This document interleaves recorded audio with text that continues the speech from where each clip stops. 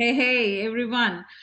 Well, the five-step framework on how to break the silence and communicate confidently 10x times more. Ooh, it's a great topic.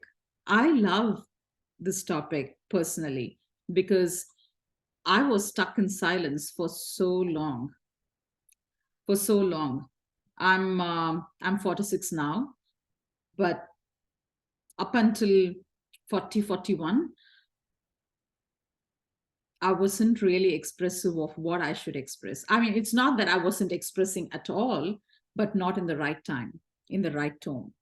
And that made a major difference in everything at work, with family, with friends. Oh, yeah. So I know how important is this. But why are we silent? And also, why would you want to break the silence?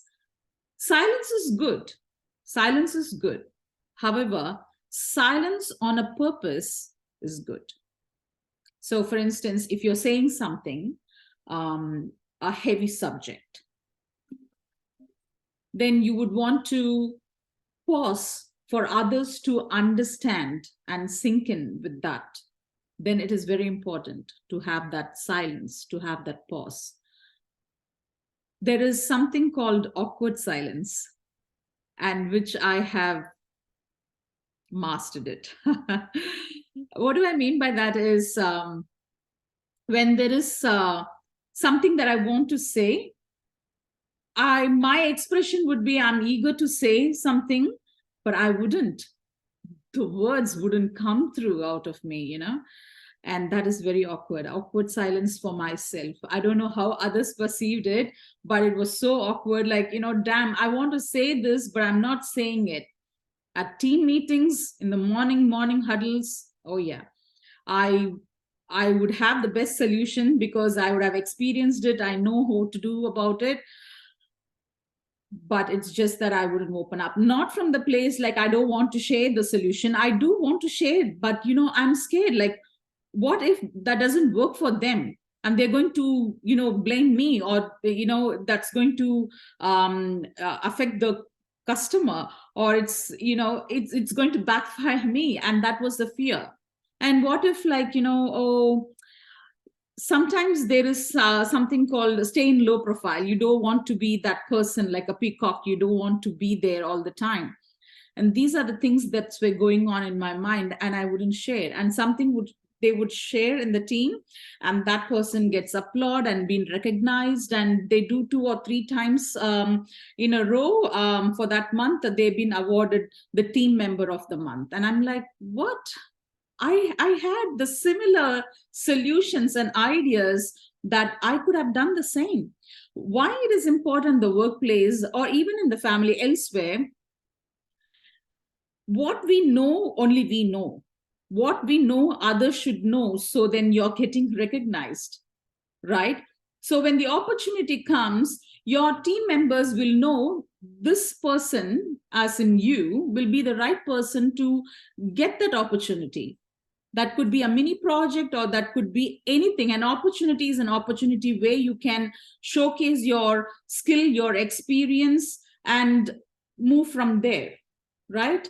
And these were the things I was missing, knowingly, not unknowingly. I know I'm missing it out. And I realized that I need to change. And my journey then, like, I started investing on learning things, and working on my communication skills, confidence, and all of that. But for you don't have to wait for 5 years to learn how to break the silence and communicate or express yourself confidently. The 5-step framework. Step number 1, you listen to others. There is something which we are missing out. Active listening, very important. So, like, while we are having this, say for instance, if you and I are having a conversation, and I'm saying this, so before you raise a question or before you say something, listen to what I got to say. And then from there, you've got another opinion or a suggestion that could be complementary to what I'm saying, or that could be completely opposite to what I'm saying. That doesn't matter, but you got to be expressive of that. So, but once you listen to what I have to say, then it's easy for you to pick, okay, this is where I have my opinion or suggestion to say. And so you got to listen to others. Active listening is the first step, right? When I say active listening, it's not word by word, but it's the key points, right?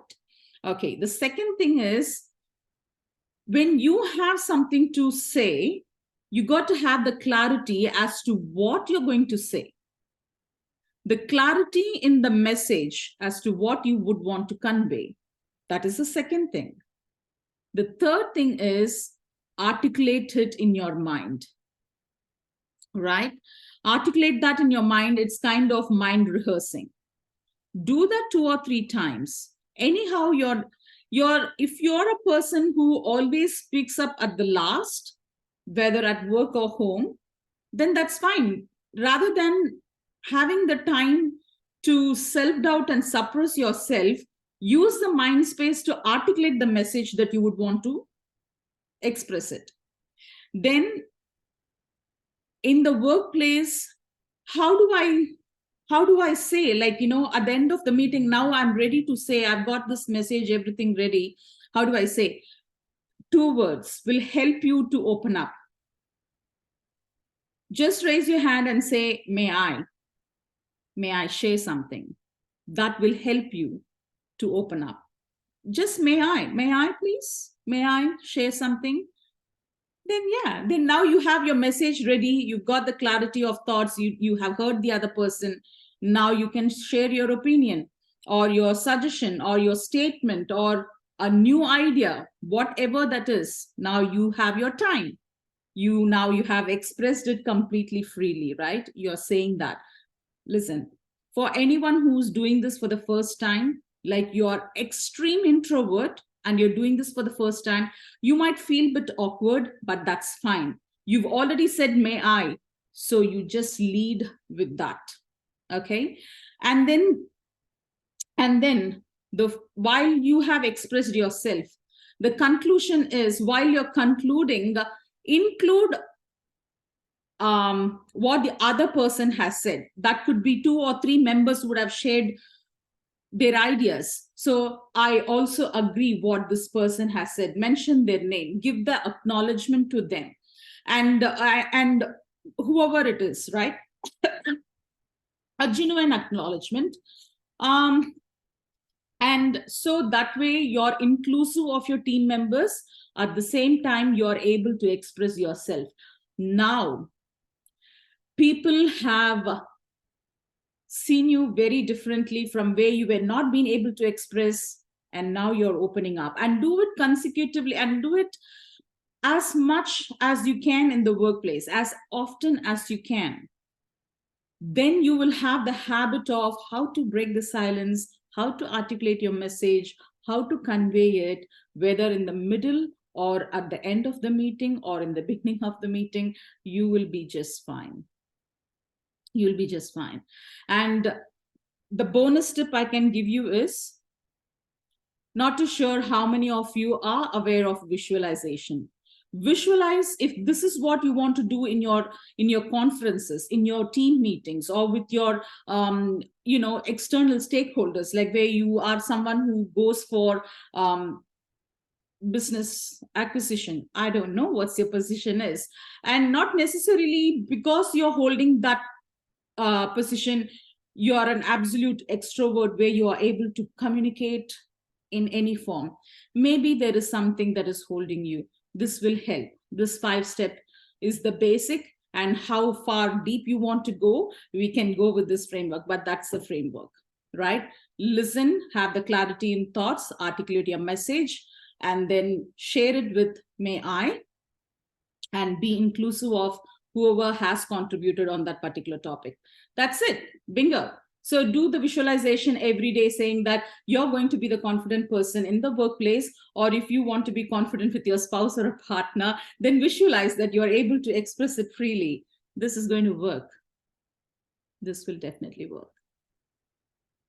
All right. So share me with your feedback or thoughts on how this is helping you as you practice it. And I'll see you on a next content or a different setup. Yeah. All right. Cheers. Bye.